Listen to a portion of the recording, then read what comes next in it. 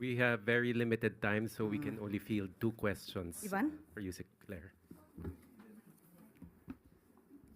Natanong ko na ho kanina yung PNP, but I will ask the same question to the palace. Yung recently released political ad nga po featuring VP Sara and Senator Amy paints the situation in the country as black. Kulay ng pagluluksa due to hunger, crimes, and injustice, which is a clear imputation of failure on the Marcos administration. What does the palace have to do with You it? just said it is recent?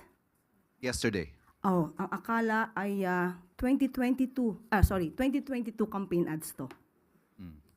Dahil sa mas na-describe ang kapanahunan ng nakaraang administrasyon dun sa nasabing campaign ads.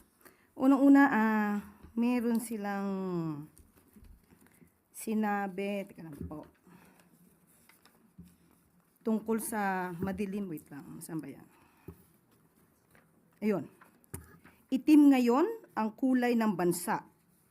Sa gutom at krimen nagluluksa. So,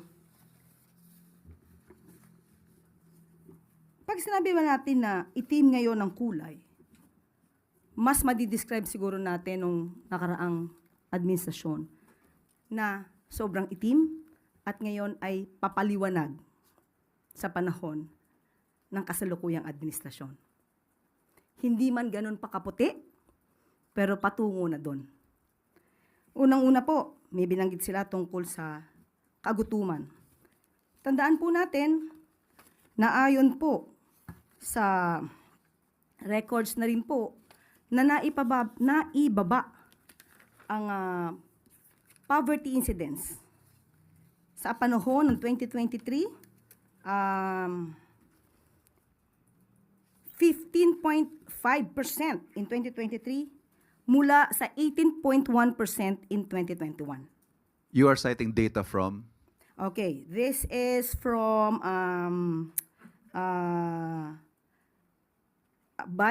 author or writer is Dim Sum Daily, Hong Kong. Okay, meron din po tayo dito.